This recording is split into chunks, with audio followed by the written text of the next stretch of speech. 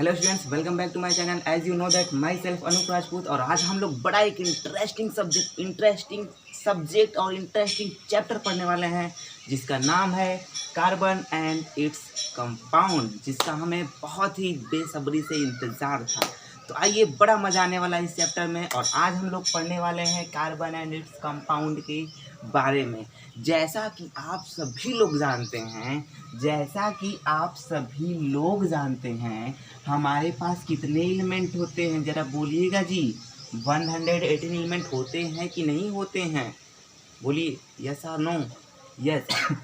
तो मुझे ज़रा सा ये बताइए। देखिए, मेरा जैसा कि आप सभी लोग जानते हैं कि मैं कोई भी टॉपिक पढ़ाता हूँ तो सबसे पहले वो टॉपिक क्यों पढ़ रहे हैं, पहला क्वेश्चन ये उठता है। यानी कि आप खुद से दिमाग से सोचिए ज़रा सा कि आपके पास 118 एलिमेंट होते हैं, तो आप देखिए ज़रा सा सोचिए कि कार्बन के बारे में हम लोग अलग से क्यों पढ़ रहे हैं, अलग से इसका चैप्टर आ रहा है। कुछ तो खास बात होगी इसकी, कुछ तो क्वालिटी होगी। बोलिए जी, यस और नो। देखिए, आपके पास 118 एलिमेंट होते हैं, जिनमें से आप 117 एलिमेंट को छोड़ करके आप सिर्फ अकेला कार्बन के बारे में पढ़ रहे हैं, वो भी अलग से चैप्टर इसका है। तो कुछ तो क्वालिटी होगी ना, कुछ तो खास बात होगी ना। यस, बहुत इंटरेस्टिंग सब्जेक्ट है ये, बहुत इंटरेस्टिंग टॉपिक है और मज़ा तो खूब आने वाला है इसमें।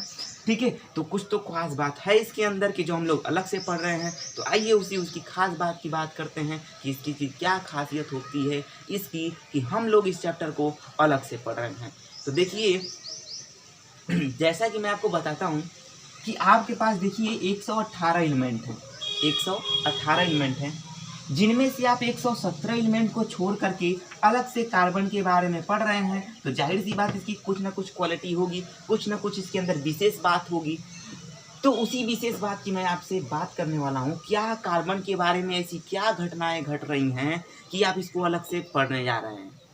तो जरा सा मैं आपको एक एग्जाम्पल बताऊँ। जरा सा मुझे बताइएगा कि कोई भी एलिमेंट किसी दूसरे एलिमेंट को कितना इलेक्ट्रॉन देता है। आप सभी लोग जानते हैं, क्योंकि आप सभी लोग लाइव क्लासेस में आए हुए हैं। मेरी फंडामेंटल की क्लासेस में आप सभी लोग लाइव क्लासेस किए हैं।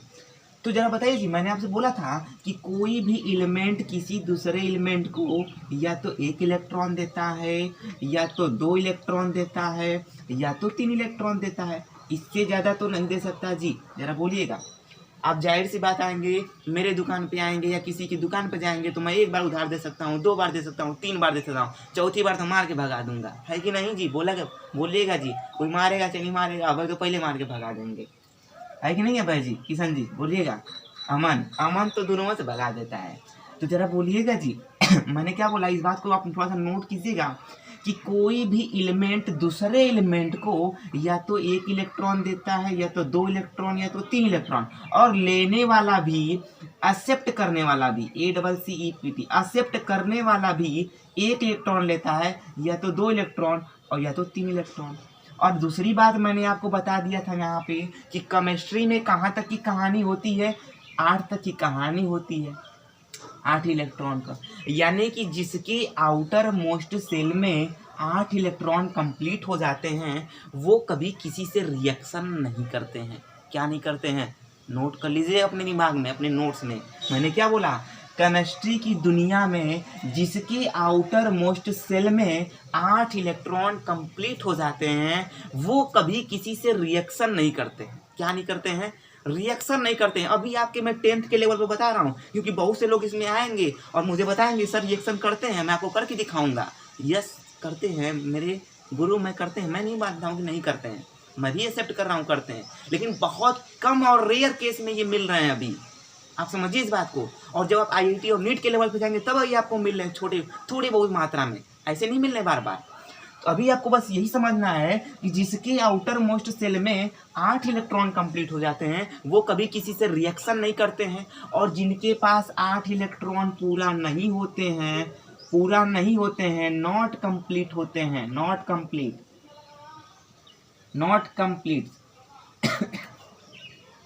इन आउटर मोस्ट सेल, जिनके आउटर मोस्ट सेल में 8 इलेक्ट्रॉन कंप्लीट नहीं होते हैं वही क्या करते हैं जी, एक दूसरे से रिएक्शन करते हैं। फॉर एग्जांपल मैं बताऊं अजी, मान लीजिए मैं आपको लाखों करोड़ों रुपए, मिलियंस बिलियंस करोड़ रुपए का पैकेज दे दिया और मैं आपसे बोला कि जरा नैन्सी, जरा साक्षी, जरा अंकिता जी, जरा जाइए आप और अपने मार्केट में, जो आपका मार्केट है, जो आपका हरैया मार्केट है, हरैया मार्केट, आप वहाँ पे एक कटोरा लेके बैठ जाइए।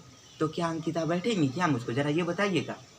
मैंने क्या बोला आपको? मैंने आपको लाखों करोड़ों बिलियंस करोड़ रुपीस का पैकेज दे दिया और अंकिता से बोला, अंकिता आप जाइए ज़रा सा, आप अपने हरैया चट्टी पे, जो आपका हरैया मार्केट है वहाँ पे आप जाइए, वहाँ पे थोड़ा भीख मांगिए कटोरा लेकर के। तो मांगेंगी जी?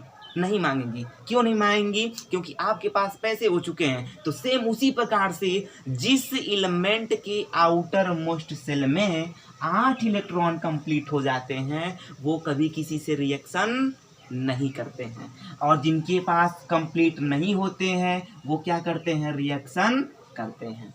क्लियर इतनी बातें? और कोई भी एलिमेंट दूसरे एलिमेंट को कितना इलेक्ट्रॉन देता है, कितना डोनेट कर सकता है, जरा बोलिएगा। या तो 1 इलेक्ट्रॉन, या तो 2, या तो 3। लेने वाला भी 1 या तो 2 या तो 3 होना चाहिए। इतनी बातें तो क्लियर है आप लोगों को? चलिए थोड़ी सी मैं और इसमें आपको कहानी बताता हूँ। जरा सा आप देखिए, तो जरा सा आप देखिए जी, जरा सा देखिए, सुनिएगा मेरी कहानी को। ये देखिए कार्बन जो है 6 नंबर पे आता है कार्बन 6 नंबर पे आता है, सिंबल C होता है और इसका इलेक्ट्रॉनिक कन्फिगरेशन 2,4 होता है। जिनको इलेक्ट्रॉनिक कन्फिगरेशन में दिक्कत है, यानी फंडामेंटल की क्लासेस में दिक्कत है, मुझको कमेंट बॉक्स में कमेंट कीजिए, सर मुझको ये प्रॉब्लम है, मैं आपको वो वीडियो प्रोवाइड कर दूँगा। ठीक है? तो देखिए जी, कार्बन का एटॉमिक नंबर 6 होता है और मैंने आपसे एक चीज़ बताया था, जरा याद कीजिए जी। कार्बन का एटॉमिक नंबर अगर 6 है तो मैंने आपसे एक चीज़ बोला था कि जो एलिमेंट जितने नंबर पे आता है उसके पास उतने ही इलेक्ट्रॉन होते हैं। अगर कार्बन 6 नंबर पे है तो इसके पास 6 इलेक्ट्रॉन है। अगर सोडियम 11 नंबर पे है तो इसके पास 11 इलेक्ट्रॉन है। अगर कैल्शियम 20 नंबर पे है जी तो इसके पास कितने इलेक्ट्रॉन होंगे, 20 इलेक्ट्रॉन होंगे। अगर मान लीजिए जी 30 नंबर पे अगर जिंक है तो इसके पास कितने इलेक्ट्रॉन होंगे, जरा बोलिएगा जी। 30 electron, exact, you are right.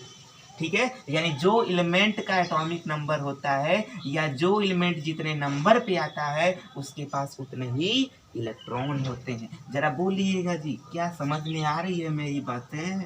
हाँ, समझ में आना भी चाहिए। तो अब देखिए जी, कार्बन का इलेक्ट्रॉनिक कन्फिगरेशन क्या हो जाएगा, 2,4 हो जाएगा। यही तो होगा। अब जरा सा अपना दिमाग दौड़ाइए, मैंने क्या बोला था, प्रत्येक एलिमेंट एक दूसरे से रिएक्शन इसलिए करते हैं ताकि वो अपने आउटर मोस्ट सेल में 8 इलेक्ट्रॉन कंप्लीट करना चाहते हैं, और जिनके पास 8 इलेक्ट्रॉन कंप्लीट नहीं होता है वही क्या करते हैं, एक दूसरे से रिएक्शन करते हैं और कंपाउंड फॉर्म करते हैं। बोलिए जी, बराबर है? तो अब देखिए यहाँ पे इसके पास तो आउटर मोस्ट सेल में 4 इलेक्ट्रॉन है। अब जरा मुझे ये बताइए, इसको आउटर मोस्ट सेल में ऑक्टेट कंप्लीट करने के लिए, हाँ जी ऑक्टेट जो बोल रहा हूँ इसका मतलब आउटर मोस्ट सेल में 8 इलेक्ट्रॉन कंप्लीट करना। तो ये देखिए जी, कार्बन को अपना ऑक्टेट कंप्लीट करने के लिए कितने इलेक्ट्रॉन की जरूरत है, 4 इलेक्ट्रॉन की जरूरत है। यस। अब मुझे ये बताइए जी, क्या इस बेचारे को कोई 4 इलेक्ट्रॉन देगा? बोलिए जी, कोई देगा? नहीं देगा, क्योंकि अभी आप पढ़े हैं कि कोई भी एलिमेंट दूसरे एलिमेंट को या तो 1 इलेक्ट्रॉन, या तो 2 इलेक्ट्रॉन, या तो 3 इलेक्ट्रॉन देगा, और लेने वाला भी 1, 2, 3 इलेक्ट्रॉन होगा। तो अब बताइए जी, 4 कैसे देगा? आप मेरी बातों को समझ पा रहे हैं? इसलिए ये रीजन है, इसलिए रीजन है। कार्बन क्या होता है, कार्बन को हम लोग, ये जो रीजन है ना यहाँ पे देखिए, यानी कार्बन इस कंडीशन में न तो अपना इलेक्ट्रॉन किसी को डोनेट कर सकता है और ना तो किसी से एक्सेप्ट कर सकता है। इसलिए कार्बन को एक और नाम से जानते हैं जी, जरा बोलिएगा किस नाम से जानते हैं, टेट्राकोवैलेंसी। टेट्राकोवैलेंसी याद कर लीजिएगा यहाँ पे। इसलिए कार्बन को एक और नाम से जानते हैं टेट्राकोवैलेंसी, और कार्बन की वैलेंसी होती है जी 4, इसलिए कार्बन को एक और नाम से जाना जाता है टेट्रावैलेंसी। टेट्रावैलेंसी समझ में आ रही है क्या मेरी बातें? मैंने क्या बोला, कोई भी देखिए जी, कार्बन का आउटर मोस्ट सेल में 4 इलेक्ट्रॉन है, इसको और प्रत्येक एलिमेंट ऑक्टेट कंप्लीट करना चाहते हैं जी। दुनिया में कौन अमीर नहीं बनना चाहता है? बनना चाहते हैं सब लोग, तो ये भी अपने क्या करना चाहते हैं, 8 इलेक्ट्रॉन कंप्लीट करना चाहते हैं। और ये भी याद कर लीजिएगा, जिनके आउटर मोस्ट सेल में 8 इलेक्ट्रॉन कंप्लीट होते हैं उसको जी हम लोग कहते हैं noble gas, NOBLE, noble gas कहते हैं, या फिर बोलते हैं इनर्ट गैस। क्या बोलते हैं, इनर्ट गैस। समझ में आ रही क्या मेरी बात है, जिसके आउटर मोस्ट सेल में 8 इलेक्ट्रॉन कंप्लीट होते हैं उसे कहते हैं जी नोबल गैस या इनर्ट गैस बोलते हैं। और इसी को जी हिंदी में बोलते हैं अक्रिय गैस। क्या बोलते हैं, अक्रिय गैस। अब जरा बोलिएगा जी, आपसे क्वेश्चन पूछेगा, आपसे क्वेश्चन ये पूछेगा, जरा सा मैं क्वेश्चन लिख देता हूँ फिर आपको समझाता हूँ जी। कहाँ लिखूँ, यहाँ लिख देता हूँ। क्वेश्चन आपसे ये पूछेगा, विच of the following is noble gas, which of the following, या 4NNOW, which of the following is Nobel gas या इनर्ट गैस, इनमें से कौन सा नोबल गैस है या फिर कौन सा इनर्ट गैस है। तो आपको 4 ऑप्शन दे रहा है, यहाँ पे दे रहा है हाइड्रोजन पहला ऑप्शन है, दूसरा ऑप्शन है हीलियम है, तीसरा ऑप्शन आपका हो गया मेरे चलो कैल्शियम दे देता हूँ, पोटेशियम दे देता हूँ। बोलिए जी इनमें से कौन सा नोबल गैस है, बोलिए जी कौन सा नोबल गैस है, बोलिए बोलिए कौन सा इनर्ट गैस है। Yes you are correct, helium, helium is the correct answer. अब आप ये कैसे पता करेंगे सर, हम तो जानते ही नहीं है नोबल गैस। मैंने अभी क्या आपसे बोला कि जिसके आउटर मोस्ट सेल में 8 इलेक्ट्रॉन कंप्लीट हो जाते हैं उसे कहते हैं नोबल गैस या इनर्ट गैस। और 118 एलिमेंट में से सिर्फ 6 एलिमेंट के पास 8 इलेक्ट्रॉन कंप्लीट है। किनके पास, सिर्फ 6 इलेक्ट्रॉन। इसमें से भी एक एक्सेप्शन में आ जाता है हीलियम, क्योंकि इसके पास सिर्फ 2 ही इलेक्ट्रॉन है। यानी कुल मिलाकर आप कह सकते हैं सिर्फ 5 ऐसे एलिमेंट हैं जिनके पास क्या है, आउटर मोस्ट सेल में 8 इलेक्ट्रॉन कंप्लीट है, लेकिन एक जबरदस्ती घुस जाता है उनकी कैटेगरी में, है ना, जो हीलियम है। तो कौन कौन से नोबल गैस हैं मैं आपको लिख देता हूँ। पहला है जी हीलियम, दूसरा है जी नियॉन, तीसरा है आर्गन, क्रिप्टॉन, जिनॉन और रेंडॉन। ये 6 नोबल गैस हैं हमारी पीरियोडिक टेबल में। क्वेश्चन फिर आपसे पूछेगा, how many noble gas in our periodic table. Note कर लीजिएगा क्वेश्चन जी, how many noble gas in our periodic table. तो देयर आर 6 नोबल गैस या there are 6 inert gas in our periodic table, in our modern periodic table. कैसे याद करेंगे, तो मैं बोल देता हूँ, हे निधि आ करें एक्स रे, हे निधि आ करें एक्स रे। हे से हीलियम, निधि से नियॉन, आ से आर्गन, करें से क्रिप्टॉन, एक्स से जिनॉन, रे से रेंडॉन। अब फिर आपसे क्वेश्चन ये पूछेगा, मेरी बातों को ध्यान दीजिएगा जी, सुनिएगा जरा सा। फिर आपसे क्वेश्चन पूछेगा, अभी तो आपने समझ लिया जिसके आउटर मोस्ट सेल में 8 इलेक्ट्रॉन कंप्लीट होते हैं उसे कहते हैं नोबल गैस या इनर्ट गैस।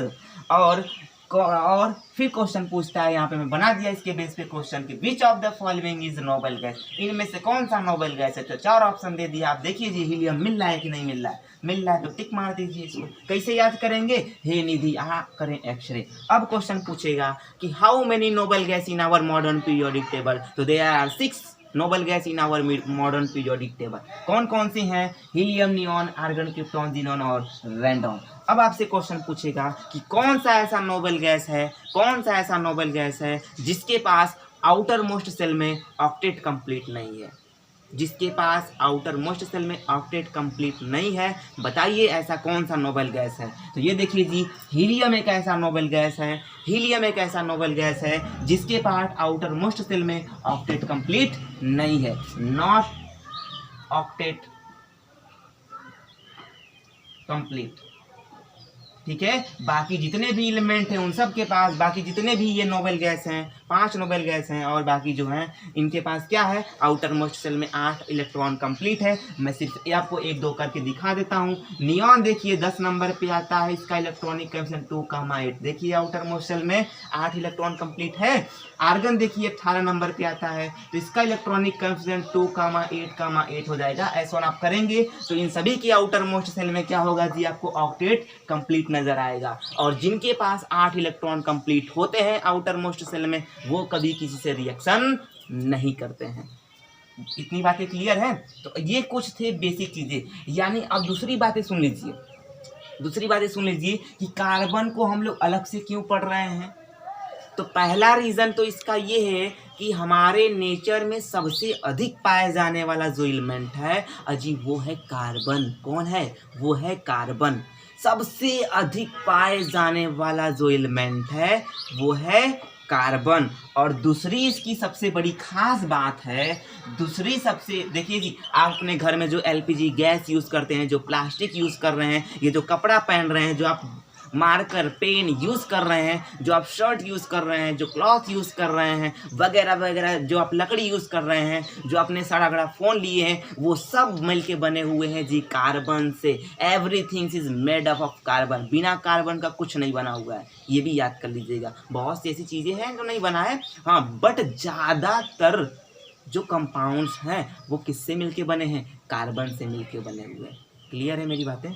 अब जरा सा सुनिएगा जी, आप जो देखते हैं, आप जो जितने परफ्यूम यूज़ कर रहे हैं, जितने ऑयल यूज़ कर रहे हैं, ये सब किससे मिलके बने हो? आप जो पेट्रोल डीजल यूज़ कर रहे हैं, आप जो केरोसिन ऑयल यूज़ कर रहे हैं, ये सब किससे मिलके बने हुए हैं? कार्बन से मिलके बने हुए। और ये सर, ये क्या बात, ऐसी क्या खास बात इस कार्बन की? बहुत बड़ी खास बात है, सुनिएगा, बड़ा मज़ा वाली चीज़ है यहाँ पे, बड़ी नॉलेज वाली चीज़ है कि क्या, देखिए जी, कहते ना है कि कुत्तों के सामने, जब मतलब लोगों की भी, मैं कहता हूँ, मेरा एक फंडा है कि भीड़ के सामने नहीं खड़े होना है, बल्कि ऐसा कुछ कर दिखाइए कि आपकी वजह से भीड़ सामने खड़ी होनी चाहिए। ये अपने दिमाग में फिक्स कीजिए। ये मत फिक्सिए कि मुझे भीड़ के सामने खड़े होना है, आप कुछ ऐसा करके दिखाइए कि मेरे सामने भीड़ खड़े होने चाहिए। यस, समझ में आ रही है मेरी बातें? आनी भी चाहिए। तो देखिए जी, पहला मैंने क्या बोला आपको, पहला रीज़न को हम लोग इस चैप्टर को अलग से क्यों पढ़ रहे हैं? क्योंकि सबसे अधिक पाए जाने वाला एलिमेंट हमारे नेचर में कौन है? कार्बन है।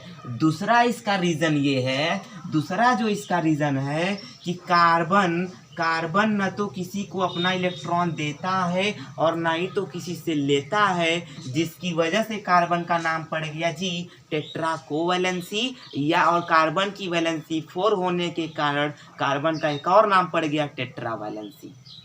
टेट्रा कोवैलेंसी और टेट्रा वैलेंसी में समझिएगा, जब कार्बन, देखिए जी, कार्बन न तो किसी को इलेक्ट्रॉन डोनेट कर सकता है, न तो किसी से एक्सेप्ट कर सकता है, क्योंकि 4 इलेक्ट्रॉन तो कोई देगा ही नहीं। कोई भी एलिमेंट या तो 1 2 या तो 3 इलेक्ट्रॉन देता है, तो 4 कहाँ से देगा? और ये तो अपना आउटलेट कंप्लीट करना चाहेगा। इस वजह से कार्बन न तो इलेक्ट्रॉन डोनेट करता है, न तो किसी से एक्सेप्ट करता है, जिस वजह से कार्बन का नाम पड़ गया यहाँ पे टेट्रा कोवैलेंसी। और कार्बन की वैलेंसी 4 होने के कारण कार्बन का और नाम पड़ गया एक टेट्रा वैलेंसी।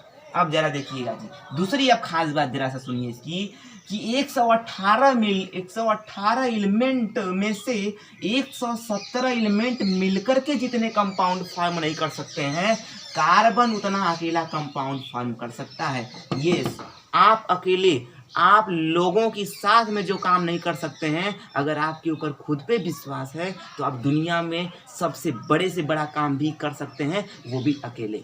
ठीक है, देखिए जी, क्योंकि देखिए जी, मैं कहता हूँ ना, failure is the best teacher. Failure is the best teacher, याद रखिएगा, failure is the best teacher. ठीक है, जो लोगों को, देखिए जी, हंसना लोगों का काम है। लोग हंसते हैं, जब हम गलत करते हैं तो लोग हंसना शुरू कर देते हैं।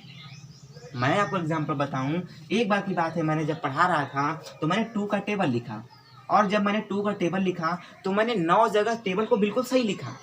लोगों ने नहीं हंसा, लेकिन जैसे ही मैंने एक जगह गलती कर दिया, और मैं जानबूझ के गलती किया, जब मैं एक जगह गलती कर दिया तो लोग क्या करने लगे, अरे इनको तो टेबलवा नहीं आता है, इनको तो पढ़वा नहीं आता है।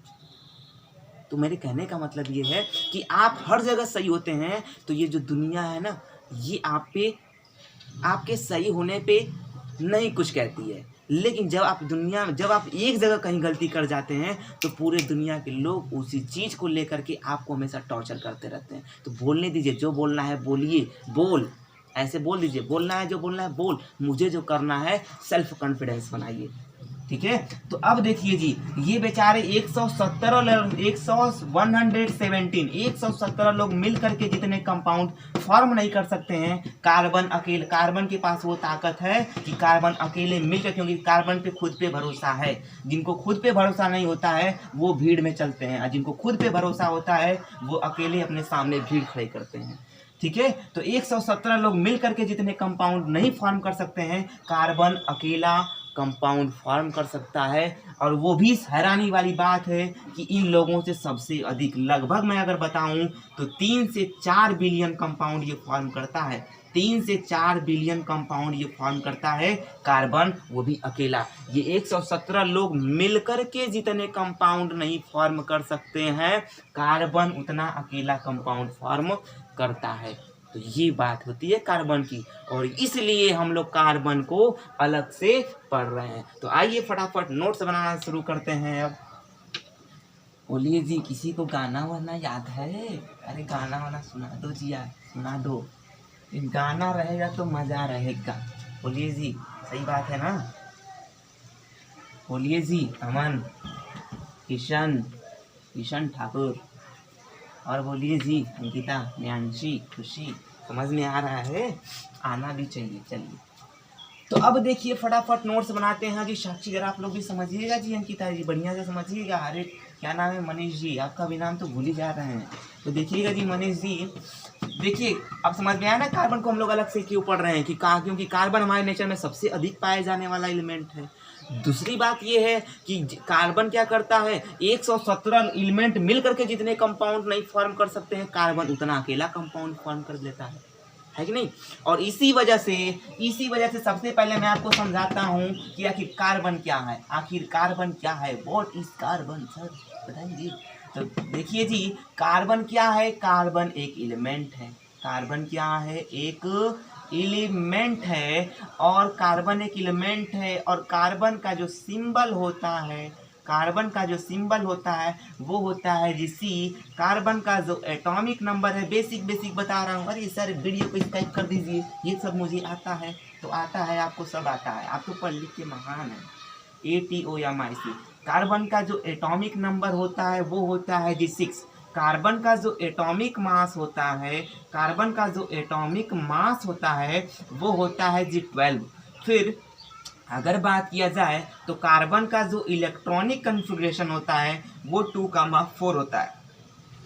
कार्बन पे जो चार्ज होता है, कार्बन पे कौन सा चार्ज होता है? तो कार्बन पे +4 चार्ज होता है। देखिए जी, इसको लेकर बहुत सारी कंफ्यूजन है, ठीक है? तो मैं सिर्फ यहाँ पर लिख दिया हूँ, इसका मतलब ये बहुत इसकी गहराई है, +4 चार्ज क्यों है, ठीक है?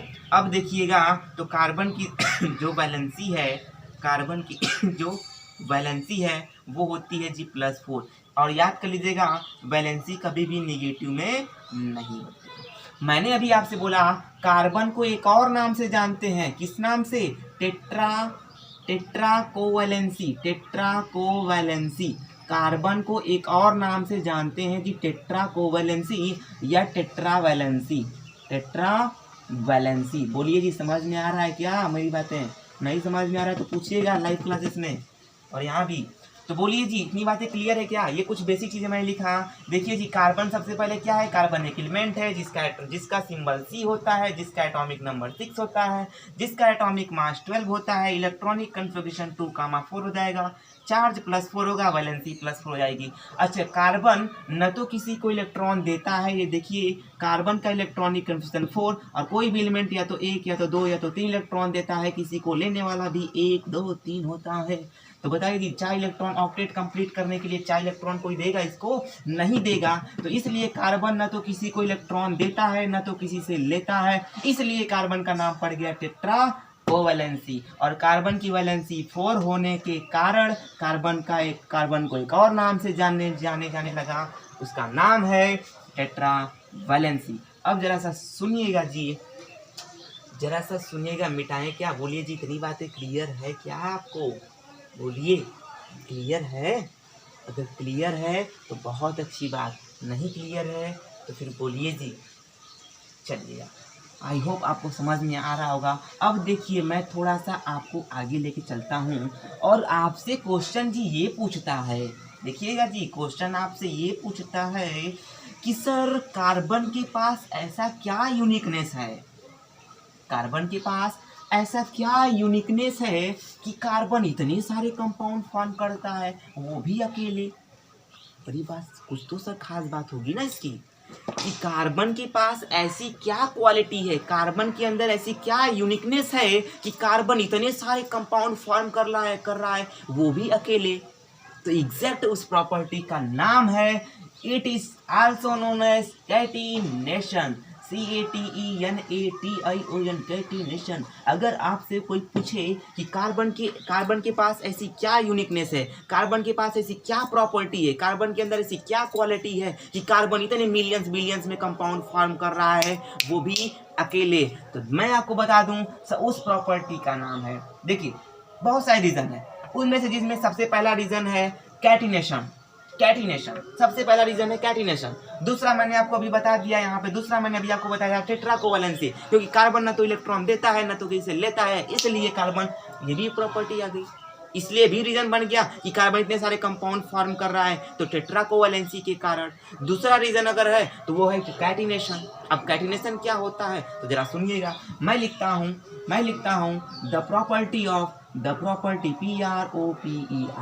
the property of direct bonding, DORECT, direct bonding, the property of direct bonding between atom of the same element,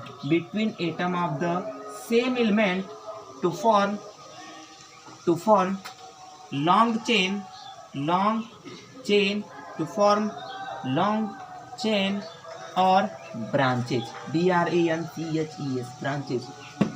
अच्छा जी, अभी मैंने क्या बोला आपसे, मैंने एक चीज अभी आपसे बोला था, थोड़ा सा इसको ब्रेक कीजिएगा। अभी मैंने आपको बोला ना कि जिसकी वैलेंसी 4 उसे कहते हैं टेट्रावैलेंसी। जैसे कार्बन 6 नंबर पे इलेक्ट्रॉनिक कोएफिशिएंट 2,4, इसकी वैलेंसी 4 हो गई, ये इलेक्ट्रॉन किसी को दे नहीं सकता है, किसी से ले नहीं सकता है, इसलिए कार्बन को एक और नाम से जाने लगा टेट्राकोवैलेंसी, और कार्बन की वैलेंसी 4 होने के कारण इसका नाम पड़ गया टेट्रावैलेंसी।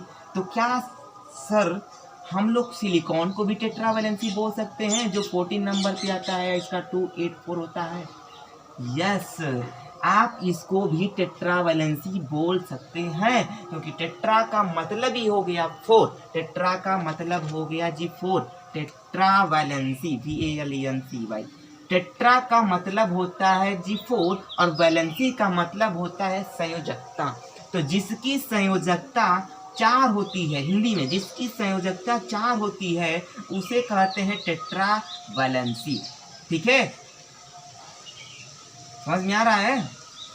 चलिए, यानी कि जिसकी वैलेंसी 4 उसे कहते हैं टेट्रावैलेंसी। तो ये देखिए जी, इसकी वैलेंसी 4 है तो सिलिकॉन को भी हम लोग टेट्रावैलेंसी बोल सकते हैं। ठीक है, तो ये भी छोटी छोटी बातें थी। अब देखिए जी, तो कार्बन के पास ऐसी कौन सी प्रॉपर्टी है कि कार्बन इतने सारे कंपाउंड फॉर्म करता है, तो उस प्रॉपर्टी का नाम है, आपसे पूछेगा कि कार्बन के पास ऐसी कौन सी प्रॉपर्टी है कि कार्बन इतने सारे कंपाउंड फॉर्म कर रहा है, तो उस प्रॉपर्टी का नाम है कैटिनेशन।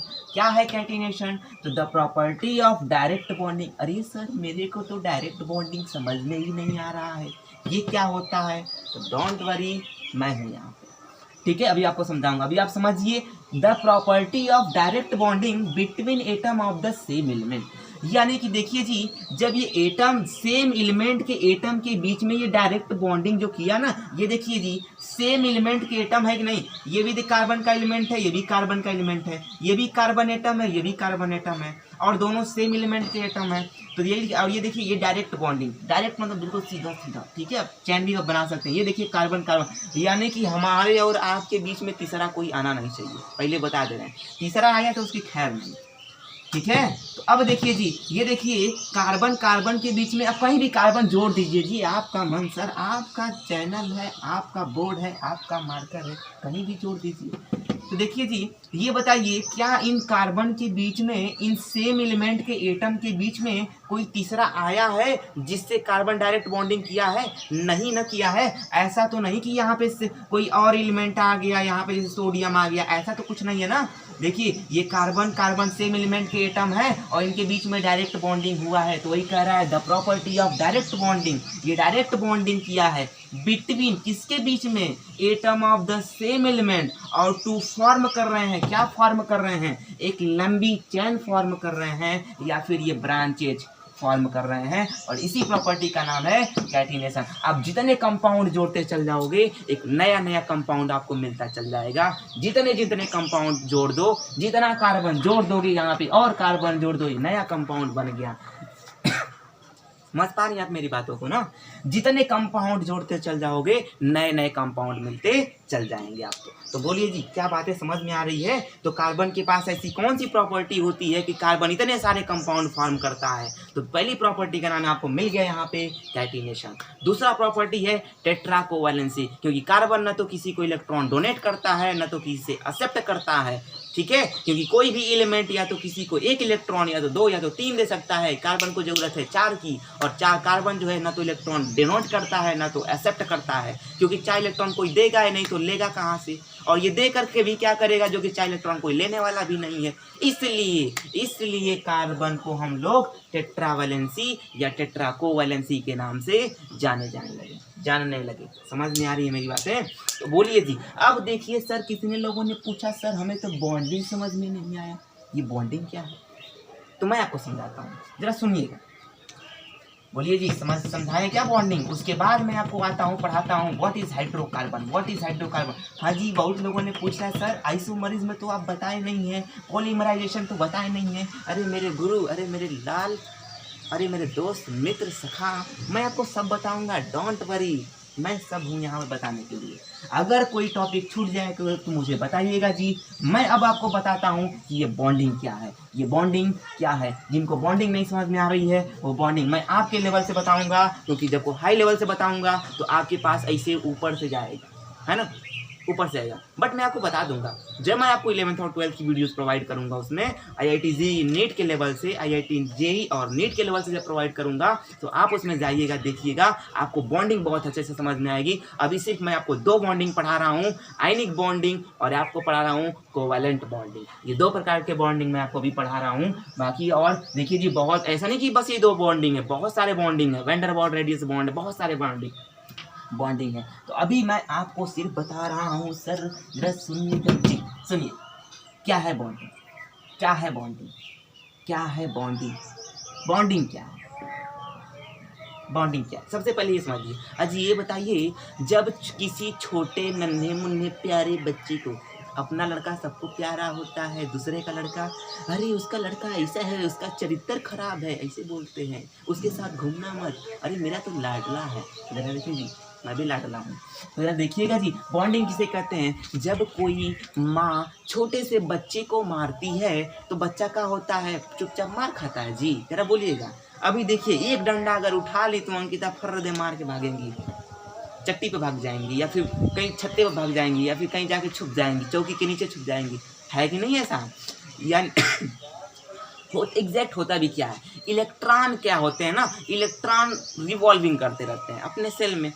अब जब ये सेल में रिवॉल्विंग करते हैं, अब अपने लैंग्वेज में समझिए, छोड़िए उतनी दोनों बातें, बस ले हम लोग क्या ना क्या, किसी माँ ने जब बच्चे को मारना शुरू किया तो ये बताइए जी क्या वो मार खाएगा चुपचाप, नहीं मार खाएगा, वो क्या करेगा, वो भागेगा। उसी प्रकार से जो इलेक्ट्रॉन होते हैं उनको बांधने के लिए और कंपाउंड फॉर्म करने के लिए हमें बॉन्डिंग बनाना पड़ता है। उनको कंपाउंड जो एलिमेंट होते हैं उनको ऑक्टेट कंप्लीट करने के लिए, उनको एक जगह बांधने के लिए हम लोग क्या करते हैं, यहाँ पे कंपाउंड फॉर्म करते हैं। ठीक है, अब मैं यहाँ पे दिखाइए उसी को कहते हैं जी बॉन्डिंग। अब देखिए बॉन्डिंग में आपको दो प्रकार की बॉन्डिंग अभी समझा रहा हूँ। एक मैं आपको अभी समझा रहा हूँ जी, पहला आपको समझा रहा हूँ ionic bonding, IONIC। Ionic bonding क्या होता है, आयनिक बॉन्डिंग क्या होता है, सिर्फ मैं आपको समझा दे रहा हूँ इसलिए क्योंकि जब मैं मेटल एंड नॉन मेटल पढ़ाऊंगा तो उसमें मैं काफ़ी अच्छे से एक्सप्लेन करूंगा उसमें, और उसका पूरा डिफिनीशन लिखूंगा। अभी सिर्फ मुझको कार्बन कंपाउंड पे आना है तो मैं आपको क्या करूंगा, डायरेक्ट बता रहा हूँ what is ionic bond. Ionic bond क्या होता है,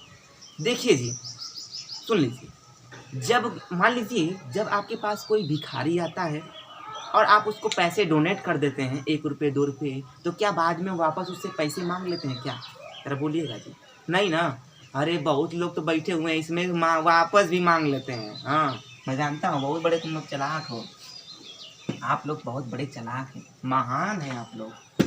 तो जरा बोलिएगा जी, यानी मेरे कहने का मतलब आयनिक बॉन्ड किसे कहते हैं? जब कोई एक एलिमेंट या युग। और दूसरी बात तो आप याद कर लीजिए मेरी एक मोटी मोटी बातें बड़ी अच्छी सी, कि हमेशा ionic bond metal plus non metal के बीच में बनता है। पहली बात, आयनिक बॉन्ड किस में बनता है? हमेशा आयनिक बॉन्ड मेटल और नॉन मेटल के बीच में बनता है, जिनमें से जो मेटल होता है वो अपना या तो एक इलेक्ट्रॉन या तो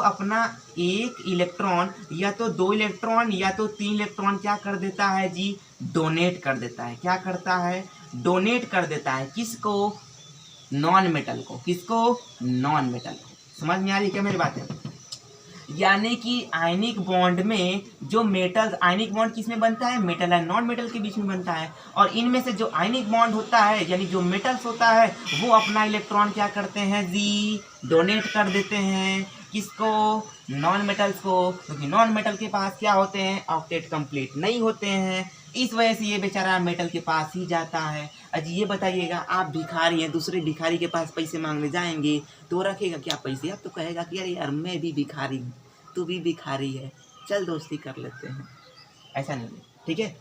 ऐसा थोड़ी कोई करता है जी। हमेशा आजकल दुनिया पैसे के पीछे भागती है। पैसे, टाइम इज द मनी, ठीक है? याद कर लीजिएगा, टाइम इज द मनी। लोग हमेशा किसके पीछे भागते हैं? पैसे के पीछे भागते हैं। यानी हर एक इंसान पैसे के पीछे भाग रहा है। तो ये क्या है? मेटल, नॉन मेटल है, इसके पास ऑक्टेट कंप्लीट नहीं है। पैसे किसके पास है? मेटल के पास। ये किसके पास आएगा? नॉन मेटल के पास। सॉरी, नॉन मेटल किसके पास आएगा? मेटल के पास। कहेगा कि सर अरे मेटल भैया मुझे इलेक्ट्रॉन दे दो, मुझे ऑक्टेट कंप्लीट करने के लिए 1 इलेक्ट्रॉन की ज़रूरत है, मुझे ऑक्टेट कंप्लीट करने के लिए 2 इलेक्ट्रॉन की ज़रूरत है, मुझे ऑक्टेट कंप्लीट करने के लिए 3 इलेक्ट्रॉन की ज़रूरत है, मुझे दे दो, प्लीज़ दे दो। तो मेटल कहेगा चल ले ले, इतना बढ़िया से मांग रहा है, प्यार से मांग रहा है तो ले ले, चल ले ले। मैं आपको एग्जाम्पल समझा रहा हूँ, जरा देखिएगा जी। यहीं से बड़ा बढ़िया क्वेश्चन करवा रहा हूँ। अगर कोई टीचर्स, अगर कोई मेरे गुरु, अगर कोई मेरे मित्र वीडियोस को देख रहे हैं तो कुछ गलतियाँ हो तो ज़रा बताइएगा जी। सर मैं I am not teacher sir, I am not teacher.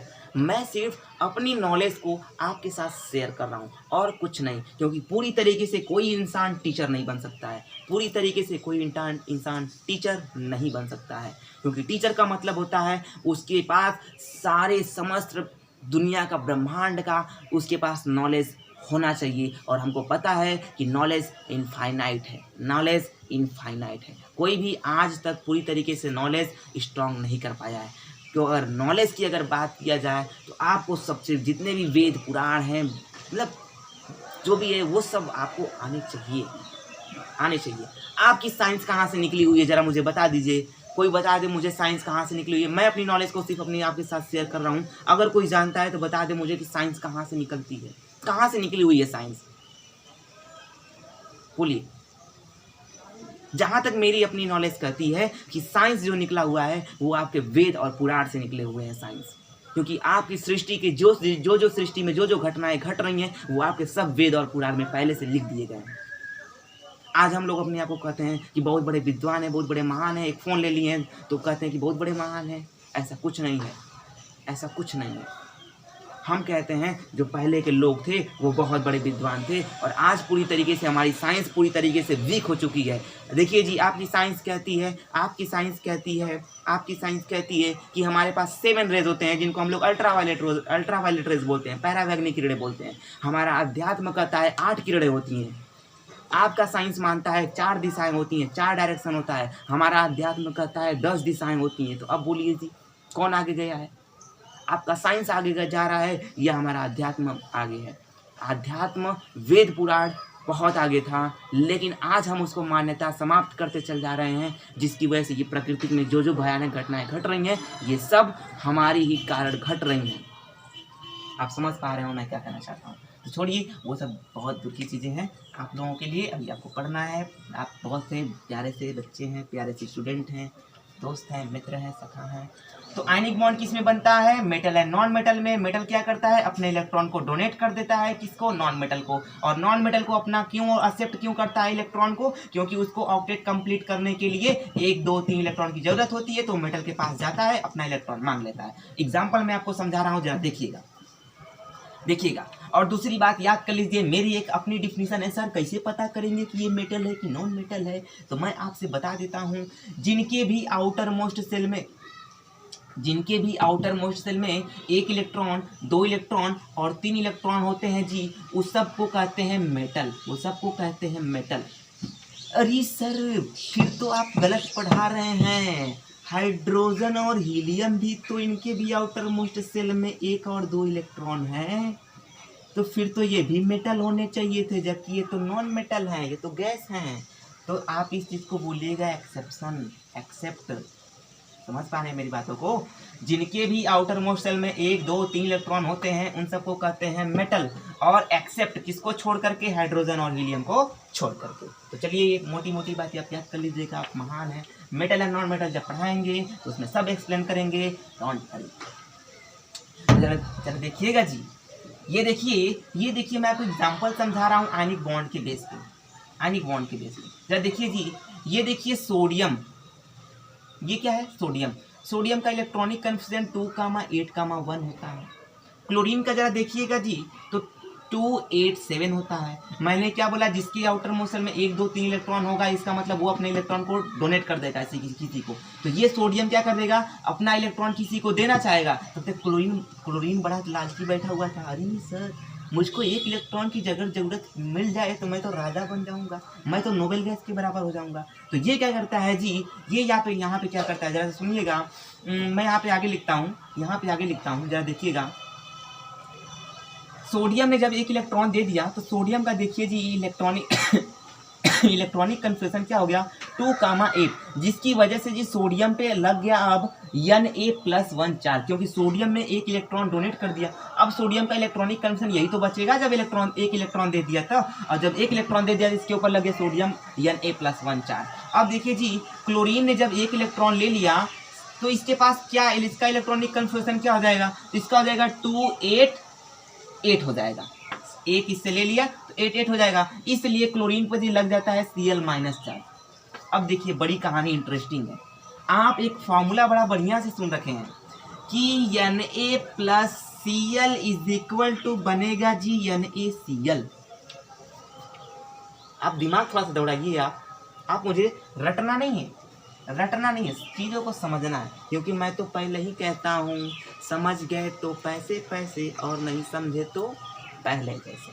तो जरा सुनिएगा जी, अब आपका क्वेश्चन ये है, आपके दिमाग में भी क्वेश्चन होना चाहिए कि सर ये बताइए मुझे, आखिर जब सोडियम ने 1 इलेक्ट्रॉन किसी को डोनेट कर दिया, तो इसकी आउटर मोस्ट सेल में तो अब 8 इलेक्ट्रॉन कंप्लीट हो गया, जो कि ये नोबेल गैस के बराबर हो गया। और हमको पता है एक चीज़ कि जब नोबेल गैस के बराबर या जिसकी आउटर मोस्ट सेल में 8 इलेक्ट्रॉन कंप्लीट हो जाते हैं, तो वो तो कभी किसी रिएक्शन ही नहीं करते हैं। तो फिर NaCl कैसे फॉर्म हुआ? जबकि यहाँ सोडियम 1 इलेक्ट्रॉन दे करके स्टेबल हो गया। देख लीजिए, स्टेबल का मतलब ऑक्टेट कंप्लीट कर लिया, और क्लोरीन भी 1 इलेक्ट्रॉन लेकर के Cl-1 ये भी स्टेबल हो चुका है। तो अब मुझे बताइए जी, जब दोनों स्टेबल हो चुके हैं, तो हमको पता है स्टेबल एलिमेंट कभी कंपाउंड ही नहीं फॉर्म करते हैं। स्टेबल एलिमेंट तो कभी कंपाउंड ही नहीं फॉर्म करते हैं। तो फिर ये बताइए, अगर Na+1 और Na+ और Cl- अगर दोनों ये स्टेबल हो चुके हैं, तो फिर ये कंपाउंड क्यों फॉर्म कर रहे हैं?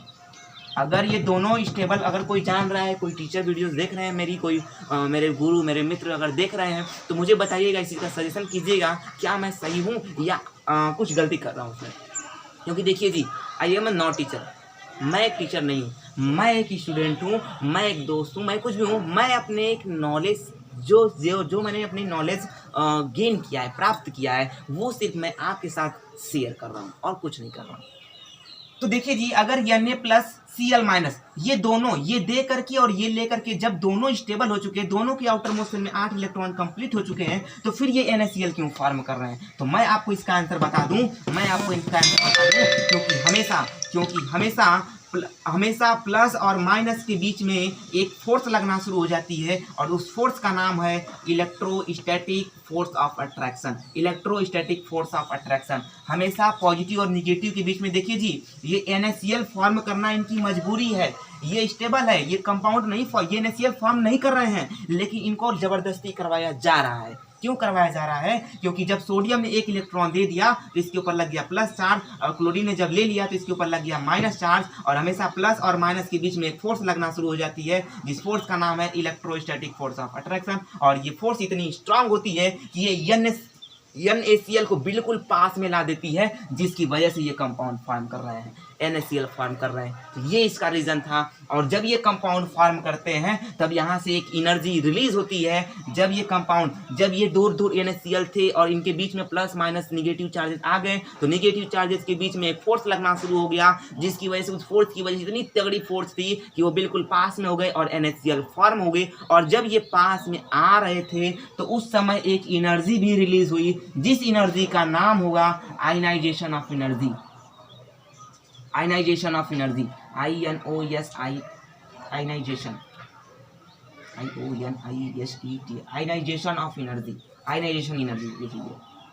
ठीक है, क्या चीज? अभी ये बहुत दूर की चीज है आपके लिए है, जेड नहीं है जी, जेड नहीं है, आई है ये सर आई है। आयनाइजेशन ऑफ एनर्जी समझ पा रहे हैं? यानी जब ये NaCl फॉर्म किया तो बोलिए जी NaCl फॉर्म करना इनकी मजबूरी थी। क्यों? क्योंकि सोडियम ने जब एक इलेक्ट्रॉन दे दिया तो प्लस चार्ज लग गया, क्लोरीन ने ले लिया तो इसके ऊपर माइनस चार्ज लग गया, और प्लस माइनस के बीच में हमेशा एक फोर्स लगना शुरू हो जाती है, जिस फोर्स का नाम है electrostatic force of attraction. Electrostatic force of attraction, जिसकी वजह से ये NaCl जो दूर दूर थे बिल्कुल पास में आ गए, और जब पास में आ गए तो NaCl फॉर्म किए, और जब वो पास में आ रहे थे धीरे धीरे से जिंदगी में आना, जब वो धीरे धीरे से पास में आ रहे थे तो वहां से एक एनर्जी भी रिलीज हो रही थी, उस एनर्जी का नाम था ionization of energy. Ionization of energy. Clear है? इतनी बातें क्लियर है? बोलिए जी। आप इस चीज को भी छोड़ दीजिए, आप बस ये NaCl तक याद रखिए, ये चीज छोड़ दीजिए अभी आप। ठीक है, तो चलिए इतनी बातें क्लियर है। जैसे मैं आपको क्वेश्चन देता हूँ, क्वेश्चन आपसे पूछेगा बोर्ड एग्जाम में कि इनमें से कौन सा आयनिक बॉन्ड है, in which of the following is ionic bond, in which of the following is ionic bond. जरा क्वेश्चन लिखिएगा जी, in which of the following is ionic bond, in which of the following is ionic bond. Question is in which of the following is ionic bond। इनमें से कौन सा ionic bond है? तो जरा देखिए जी, आपको ऑप्शन दे दिया सर MgO, मैग्नीशियम ऑक्साइड। दूसरा आपका क्वेश्चन दे दिया जी, दूसरा आपका ऑप्शन दे दिया जी CH4 दे दिया जी। तीसरा आपका